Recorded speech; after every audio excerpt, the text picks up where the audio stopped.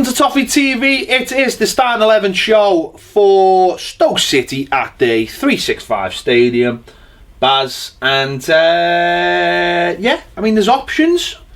Midfield like you've never seen. And of course, we're making this before we've signed all those players on transfer deadline day as well. So, but yeah, I mean, in goal, let's start with in goal because that's where we normally start.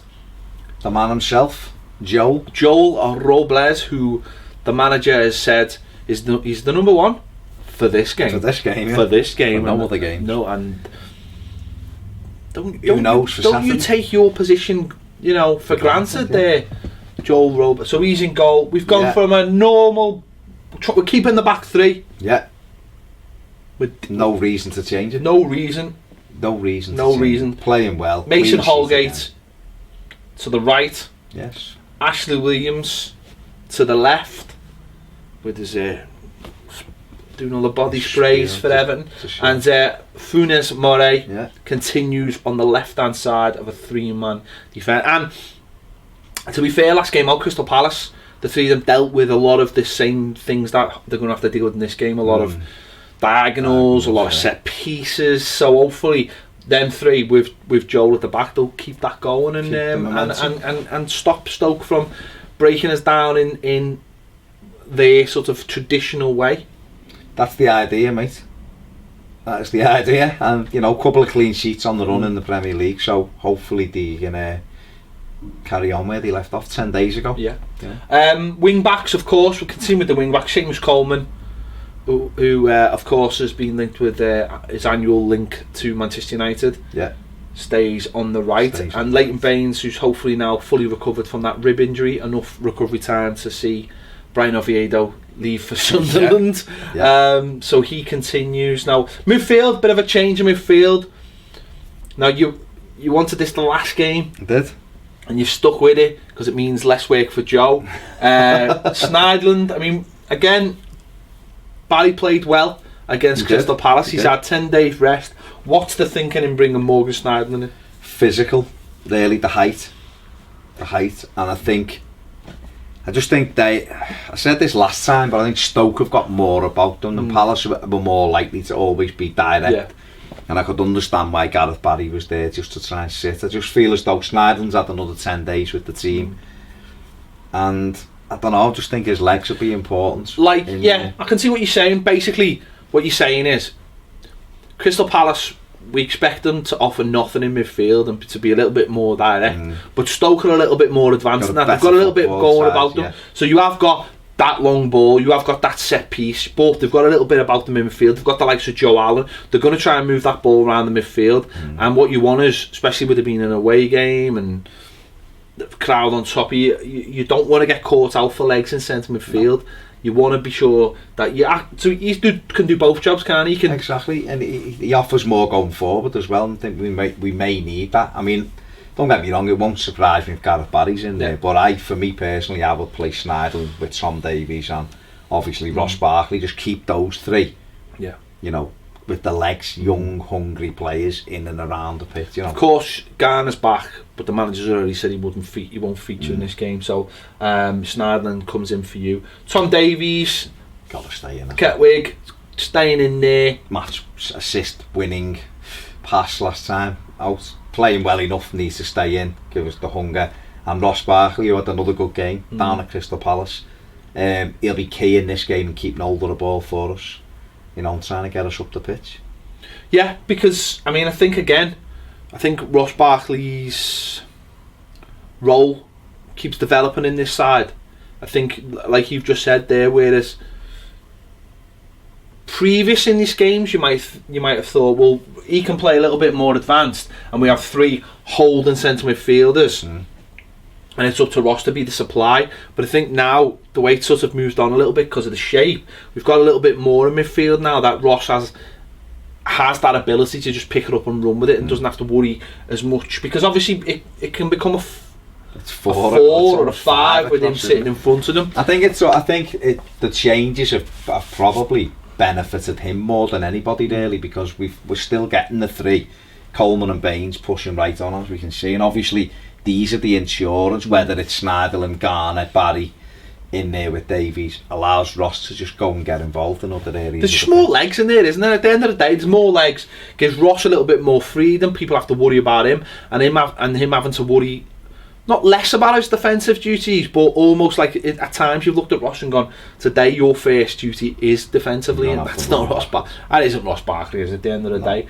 And of course we've gone for 2 up front again. I mean, I know on this visual aid it's a little bit more flat, but we expect Morales to drop in and almost maybe make it a proper Christmas tree. Yeah, I mean, the thing with I always feel with Kevin Morales is, and I've been critical of him this season, because he does the thing where he's a 9 and then he goes to a 5, and he's almost done that.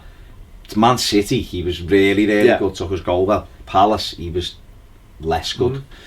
But I think the part of that's probably what the manager's asking him to do away from home. It's not be up alongside Rom as much. But I think the key to this formation, the reason why I feel it works well, is that we can afford to have someone close to Romelu Lukaku, and he can get at Stoke. I think if we just isolate Rom and let Martins, Indy and Shaw cross and Cameron get round him, then we're going to encounter those problems where he loses a little bit of interest. We can't get it up to him quick enough. But I think if Morales is alongside them, splitting them and dropping off and playing in them pockets, it means they have to come a bit narrower, which then gives the space for Baines and Coleman to get on the outside of them, and then Ross coming through the middle. So it enables us to have almost 5 attackers at times, and that's how we're going to beat Stoke City, by getting in amongst them, because they're not great at the back this season. You know, that's been the strong point. Well, we've got to go at them, haven't we? At the end of the day, it's up to us to we want the 3 points. We've got to have a go. We've seen last year when we went there, we had a good run. I think if we want to be in the game, even whether it's taking a point, I think if we go and sit back and go, come at us, you're inviting pressure on, and the ground's tight, their crowd are noisy. It's a little bit different again from we had the City game. It was all about what we didn't do, what we did when we didn't have the ball. Palace was about what we had when we had the ball. This is a little bit of a mix of the two. Plus it's away from home, so it's important that when we have the ball we're really positive with it and create things. And as you just said, it's important that Rom has a strong partner with him that helps him get away from those kind of, because he doesn't really match up when he's got his back to goal and the centre backs are outnumber him. He doesn't really, it's not when he's at his best. No. He needs to be either running after them, or in the box, and he needs that little bit of space around them. So hopefully, but that's what Morales does, doesn't it? Takes. And obviously we've got the likes of Lookman coming off the bench, who can really open a game up as well. So, and we've got another 47 centre midfielders who can. Valencia can come on and make a nuisance of himself, get in between the lines. You've got James McCarthy's another pair of legs in that midfield, so there's options, nice options on the bench. Yeah, tell us what you think. Do you agree with this team? Let us know. We're not going to ramble on too much because we haven't got the time for it, but let's just very quickly talk about what we're going to be doing on transfer deadline day. I am going to be in London. I'm going to be at Ball Street doing stuff. Normally we have obviously the big night where we do stuff and it ends up being quite farcical. But at the end of it, we can concentrate on the transfers. Obviously there's games, so it takes the concentration away from the transfers, which, let's be honest, haven't been. Transfer deadline day has been more about eating chilies and running around car parks in the last couple of windows than it has actually been about transfers. So there's matches to concentrate, but if anything breaks, Baz, what are you going to be doing? Bringing it live via Facebook, Periscope, anything. It's going to be all over it. All kind of videos, all over it. Once he's had his tea, of course. Yeah, if anything breaks. If anything breaks. And if it doesn't, I'll be watching the Halcyon or something on ITV with my missus. I mean, the correct answer was going to be I'll be watching Ball Street on the Ball Street channel. That's the corporate message you should be sending out, Baz. That's what I meant. Yeah. That's what I'll be doing. You mean you'll be sitting in your living room with your missus? I'll be like, the telly will be on. You'll have your done a Martinez. Yeah, you'll have the Martinez laptop on the knee, like one eye on, earphone in ear. What's Ped doing here? This is boss. Earphone, like going, oh, that's really interesting what they're doing down there in that Ball Street studio. I'm devastated. I've had to work today and I can't be in London with them. I know. That's what I'll be doing. Of course. And if anything breaks, before it breaks, We'll be breaking ready. it. We'll be breaking it. It'll be ready. And if it doesn't, we'll just be celebrating the fact that we're Everton. And things are going and right we'll be direction. Everton forever. Yeah. So there you go. That'll be your transfer window covered. Just quickly on the Tesco finest biscuits. Yeah.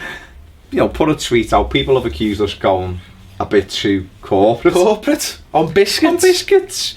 Just what was the thinking behind the Tesco finest? The thinking was that cookies that people get Christmas presents in work, not me, because I don't work in that environment, and you always have to mess and people don't get into your cab and give you this your Christmas present. They give me money. Oh yeah. Which I like it better. I can pick my own stuff. Exactly. They give and then you have that Christmas leftover pile, don't you? Yeah, you do. And that was in it. That was in it. That was it. So there was no corporateness. We'll choose a different biscuit next week. No point sitting here like eating a box of biscuits on my own, watching Bridget Jones crying about how fat and unpregnant I am, or pregnant depending on which film you're watching. I might as well take them to the office and we'll all sit round crying about how fat we are now, pregnant or pregnant, depending on, as I say, and who's the father, who isn't, that kind of thing.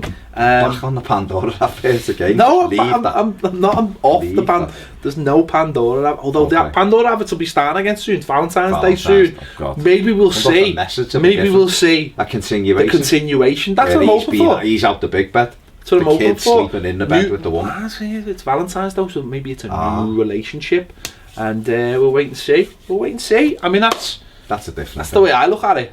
Yeah. So we'll have to have new biscuits next week. I'm hoping it'll be like, remember the coffee adverts? Gold blend. Yeah. You were waiting to see what this used to happen, kids. Honestly, adverts. I don't know. BT as well. BT. I mean, I watch him in Death in Paradise now, but he was a BT. But the very first one, which we all loved, but really, if you think about it back in time, it was in Scandal, was British Gas. Where's Sid? Remember? And it was like, where's Sid? And it was like you were waiting for the next advert, but really what it was a massive con of how the government sold off one of our prime assets. Very much like most things they do in the country, but at the time it was just joyful advert. It was. So back to the biscuits. We said we weren't going to do. No, we're not. I just wanted to know about the biscuits because it caused a little bit of a stir. No, the biscuit. It's called a stir. A stir. It caused a bit of a dunk in my... A dunk, I said a stir. You had to... Basically, the biscuits, as I say, were just things that were lying around my house. So next week we'll have a different biscuit. Well, we might do. Biscuits of the week. It might be Aldi's finest next week. Do you know what I mean? There's no hierarchy for biscuits. I'll be honest with you though, we can't do... I was going to say biscuits of the week won't last that long, will it? Because it's the loads of biscuits that... There's loads of weeks. It's the loads of biscuits. There's loads of weeks. Yeah, but there's not loads of biscuits. But maybe we can say cake of the week then, and trifle of the week. Pasty of the week. I went to a beer festival. Yeah. Which is really ironic. It is. If anyone knows Baz. Yeah, I don't really drink. But there was quite a few Toffee TV fans came over and had a nice little chat about Aldi loved the show, but I just thought it was a nice beer festival when you don't drink beer. Probably not the greatest place to go. But there was a few Wolves fans in there with their scarves on. What a day they had. They probably booked a trip, thought, we'll go to Anfield, we'll get a pasting, but we'll get over it because we'll go to the beer festival and drink flat beer. That's what it was like. You know what it was like? Every barrel. Now, real ale drinkers will know this, but it was like every beer I tasted was as if they'd opened the can last Saturday and just passed it to me a week later, and you were just it was. I've never been to a beer festival. No, well, you get a souvenir glass, and I brought it home to remind me never to go to another one. I've never been to a beer festival, although some people on comments of some videos believe I'm a raving alcoholic. I probably drink less than you do. I never drink. I don't drink. I don't drink at all. That was my first alcoholic drink since Christmas Day when I had a little bit of wine with my Christmas meal. And very rarely drink. I'm not a big drinker. I certainly don't drink in the house. So there you go, beer festival for the non. Maybe, as you said, maybe we should have a Toffee TV beer festival. But we don't drink. But we don't have to drink. Oh, okay. We can just be like, we can just be there. Just there. They can drink. And they can drink. And we can do a show. And then maybe we could do a show about like the crap we talk about. They'll have had so many drinks. Yeah. It makes sense. I think it's amazing. They're like, there's another one about that Pandora fella. oh man, you're definitely right. He was definitely something going on there. I can't quite put my feet, but tell us what you think. Yeah, like that. Definitely like that. Okay, done. Anything else? No, that's it. That's our team. Tell us what you think. Biscuits of the week. Let us know as well. Catch you later. Toffee TV.